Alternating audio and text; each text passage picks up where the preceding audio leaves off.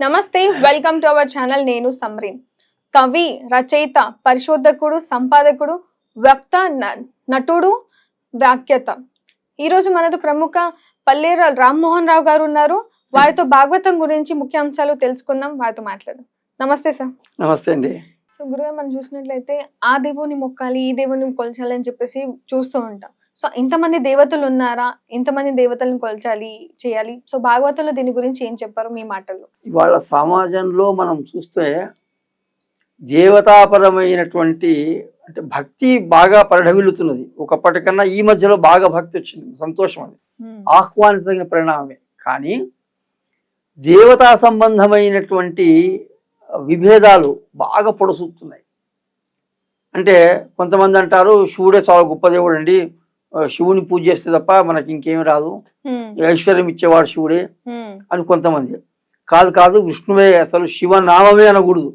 ఇంకొంతమందికి శివుడు అనే మాటనే నోటి నుంచి రావద్దు, వస్తే అది పెద్ద పాపం, విష్ణువు చాలా గొప్ప దేవుడు అండి అని కొంతమంది.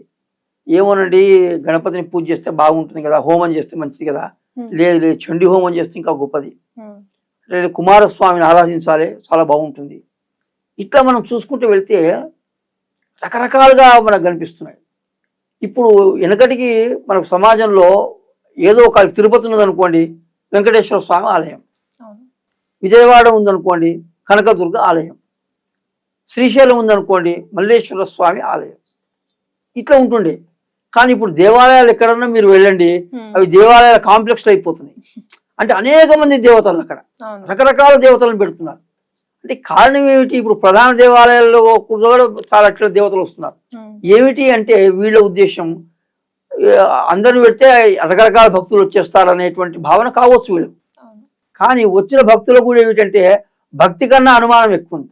మనం మామూలుగా భయము భక్తి అంటాం కదండి, మన భక్తిలో భయం ఉంది ఎక్కువ ఇప్పుడు చూస్తే. ఎందుకంటే ఈ శివునికి మొక్కినాక పక్కన వెంకటేశ్వర స్వామి అనుకోండి, మొక్కకుంటే ఏమైనా అవుతుందో ఏమో భయం. ఈ ఇద్దరికి మొక్కినాక అమ్మవారికి దండం పెట్టకుండా ఆమె వెనుకబడుతుందేమో, ఇది భయం. కనుక మనకు భక్తి కన్నా భయం ఎక్కువైపోతుంది దీనివల్ల. దీంట్లో తెలుసుకోలేనటువంటి ఒక సంశయ స్థితి ఉంది. నిజంగా మీరు అడిగినట్టు ఇంతమంది దేవతలున్నారా అంటే మన సంస్కృతి కూడా ఏం చెప్పిందంటే దేవతలు ఇంతమంది లేరు, పరమాత్మ ఒక్కడే. ఏకం సత్ విప్రా బహుధా వదంతి. పరమాత్ముడు ఒక్కడే. రకరకాలుగా పండితులు అనుకుంటున్నారు, ఆయన రూపాలను రకరకాలుగా అనుకుంటున్నారు అంతే. రాముడు అనుకుంటున్నాం, కృష్ణుడు అనుకుంటున్నాం, లేకుంటే అమ్మవారు అనుకుంటున్నాం, గణపతి అనుకుంటున్నాం, ఇంకెవరో రకరకాల రూపాలు అనుకుంటున్నాం. అనుకోవచ్చు, దాంట్లో ఏం లేదు. కానీ అసలు రూపం మాత్రం ఒకటే. గోధుమ పిండి అదే, దాన్ని చపాతి చేస్తున్నాం, దాన్ని పూరి చేస్తున్నాం, దాన్ని సమోసా చేస్తున్నాం, దాన్ని పుల్కా చేస్తున్నాం. కానీ దాంట్లో ఉన్నది ఏమిటి? గోధుమ పిండి. కనుక పరమాత్మ తత్వమే ఉంది, రూపాలు వేరు కావచ్చు. ఈ విషయాన్ని భాగవతం చాలా అద్భుతంగా చెప్పింది. పోతన గారు దర్శించి అనుభవించి పలువరించినాడు. ఆయన ఒక మాట అన్నాడు, ఆయన చేతులారంగ శివుని పూజింపడేని, నోరు నొవ్వంగ హరికీర్తి నుడువడేని, దయయు సత్యంబు లోనుగా దళపడేని,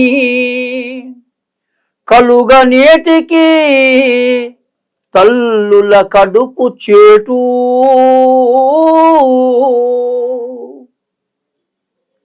చేతులార శివుని పూజ చేయని వాడు, నోరు నొప్పి పెట్టేటంతగా విష్ణువుని కీర్తించని వాడు, అంటే ఆయన స్తోత్రాలు చేయని వాడు, తన మనసులో దయా సత్యం లేనటువంటి వాడు, వీడు పుట్టినా దండికి ఎందుకు పుడతాడయ్యా, తల్లుల కడుపు జరపడానికి తప్ప వీడి జన్మ దేనికి కొనుక్కు వస్తుంది అన్నాడు. కానీ ఈ పద్యాన్ని మనం ఆలోచిస్తే ఒకటి, శివునికి విష్ణువుకు భేదం లేదని చెప్పాడు. అంటే ఇద్దరు ఒకటేనా అంటే ఒకటే. ఇంతకుముందు మనం అనుకుంటే ఏకం సత్ అంతే, ఇద్దరు ఒకటే. ఎట్లా అంటే మళ్ళీ భాగవతం దానికి ప్రమాణం. పోతన గారు శివభక్తుడు, ఆయన వాళ్ళ ఇంట్లో కూడా అనువంశికంగా శివ పూజ కార్యక్రమాలు నడిచేటువంటి ఇల్లు అది. ఆయన శివభక్తుడు.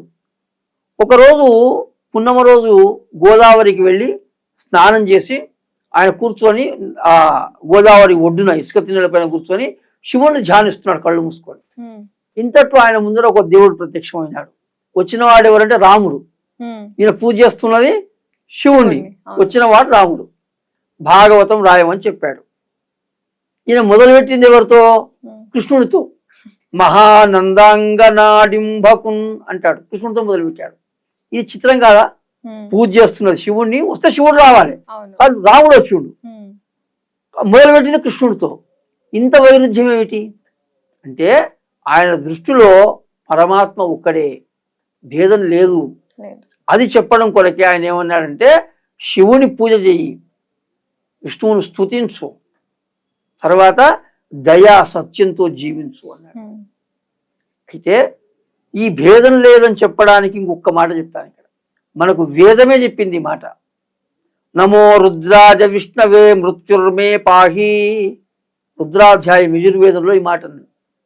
కనుక రుద్రునికి శివునికి విష్ణువుకు భేదం లేదు.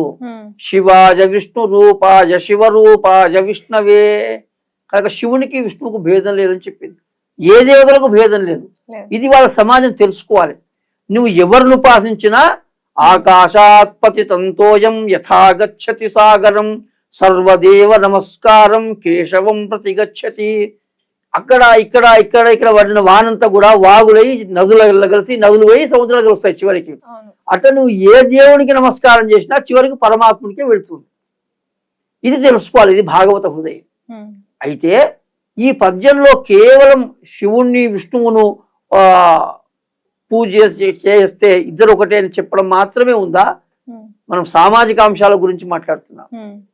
దీంట్లో ఇంకొక రహస్యం ఉంది. ఏమిటి అంటే, మనం త్రికరణాలు అంటాం. త్రికరణాలు అంటే మనస్సు, వాక్కు, శరీరం. ఈ మూడింటి త్రికరణాలు అంటాం. ఈ మూడింటి ద్వారా మనం ఏం చేయాలనో ఈ పద్యంలో చెప్పాడు పోతన గారు. ఏమిటి అంటే, చేతులారంగ శివుని పూజింపడేని. నువ్వు చేతులతో శివుని పూజ చేయి అంటే నీ శరీరంతో భగవంతుని అర్చన చెయ్యి. నోరు నువ్వంగ హరికీర్తి నుడువడేని, నోటితో భగవన్నామాన్ని పలుకు, భగవస్తుతి చెయ్యి, భగవన్నుతి చెయ్యి. కనుక మనస్సు అయింది, శరీరం అయింది, వాక్ అయింది. ఇక మనస్సులో ఏముండాలి? దయయు సత్యంబు లోనుగా దళపడేని. మనస్సులో దయ ఉండాలి. ఎంత గొప్ప మాట చూడండి. అసలు హృదయంలో ఏముండాలంటే దయనే ఉండాలి. మనం హృదయాన్ని ఎద అంటాం. ఎదను తిప్పేస్తే దయ అవుతుంది. కనుక ఎదలో ఏముండాలంటే దయ ఉండాలి. మనిషికి దయ ఒక్కటి ఉంటే సమాజంలో అశాంతి ఉండదు. దయ ఉంటే అక్రమాలు చేయరు, అన్యాయాలు చేయరు, మోసాలు చేయరు, ద్వేషాలు ఉండవు, పగలుండవు, కక్షలుండవు, కార్పణ్యాలు ఉండవు దయ ఉంటే. ఎందుకంటే ఎవరికి అపకారం చేయమని దయ ఉంటే. అందుకే దయ ఉండాలి. బసవేశ్వరుడు ఒక మాట అంటాడు, దయలేని ధర్మం అదెట్టి దయ్యా అంటాడు. ఏ ధర్మమైనా ఏ మతమైనా ప్రాథమికంగా చెప్పేది ఏమిటి? దయ. దాన్ని పెట్టుకో అంటాడు. కనుక ఇక్కడ భాగవతం ఏం చెప్తుందంటే, నీ మనసు నిండా నీకేముండాలంటే దయ ఉండాలి. అట్లనే సత్యం ఉండాలి. అంటే సత్యం మాటకు ఉండాలి కదండి, మనసులో ఎందుకు అన్నాడు? మళ్ళీ అనుమానం వస్తుంది. అంటే సత్యం ఎందుకు ఉండాలి అంటే, నీ మనసులో ఉంటే మాటలో వస్తుంది. అంతే కదండి, మనం అనుకున్నదే మాట్లాడతాం ఏదైనా. కనుక అది మనస్ఫూర్తిగా సత్యం పలకాలనేటువంటిది రావాలి. కనుక నీ మాటలో సత్యం, నీ నోటి నిండా సత్యం, నీ మనసు నిండా దయ, ఇది ఉండాలి. కనుక ఈ విధంగా ఉండగలిగితే సమాజం చాలా గొప్పగా బతుకుతుందండి. ఈ రెండు విషయాలు అంటే దయా సత్యం, ఈ రెండు సమాజానికి ఇప్పుడు అవసరం. నోరు తెరిస్తే అబద్ధాలు చెప్తున్నా, నేను ఈ మాట అనలేదు అంటాడు వాడు, నిన్ననే వింటాడు కానీ నేను ఇది అనలేదు అంటాడు. చాలా అంటే చాలా నిర్భయంగా, ఎలాంటి నిస్సంకోచంగా అబద్ధాలు ఆడిపడిస్తున్నారు నోరు తెరిస్తే. కనుక అటువంటి సమాజం చాలా పతనమైపోతుంది. అందుకే సత్యం సత్యం, ఏ సమాజం అయితే సత్యాన్ని కట్టుబడి ఉంటుందో ఆ సమాజం తప్పకుండా నిజాయితీతో ఉంటుంది, ఆ సమాజం అభివృద్ధి చెందుతుంది. ఏ సమాజం దయతో ఉంటుందో ఆ సమాజంలో అశాంతి ఉండదు. కనుక ఈ రెండు సమాజానికి అవసరమైనటువంటి విషయాన్ని ఇక్కడ చెప్పింది. కనుక రెండవది ఏమిటి అంటే, ఒకటి ఐహికం, రెండు ఆముష్మికం. ఐహికం అంటే ఈ లోకానికి సంబంధించి, ఆముష్మికం అంటే పరలోకానికి సంబంధించి. ఐహికంగా ఏముండాలి నీకు అంటే దయాసత్యం ఉండాలి ఈ లోకంలో. ఆ రెండింటితో నీ సమాజం బాగుంటుంది. ఆముష్మికంగా ఏముండాలి, భగవంతుడు ఒక్కడైనటువంటి భావనతో నువ్వు పూజ చేయి, ఆరాధించు, నువ్వేమన్నా చేయి, నీ ఇష్టం, పర్వాలేదు. కనుక ఇవాళ భాగవతం మనకిచ్చే సందేశం ఏంటంటే దేవతల పేరును కొట్టుకొని సావకండి, దేవతల పట్ల విభేదాలు పెట్టకండి, దేవతలకే వైరుధ్యాలు ఉన్నాయని ప్రచారాలు చేయకండి. ఏ దేవత అయినా దేవుడు పరమాత్మ ఒక్కడే. కనుక దేవతా సంబంధమైనటువంటి విభేదాలకు ఎటువంటి ఆస్కారం ఇవ్వకూడదు.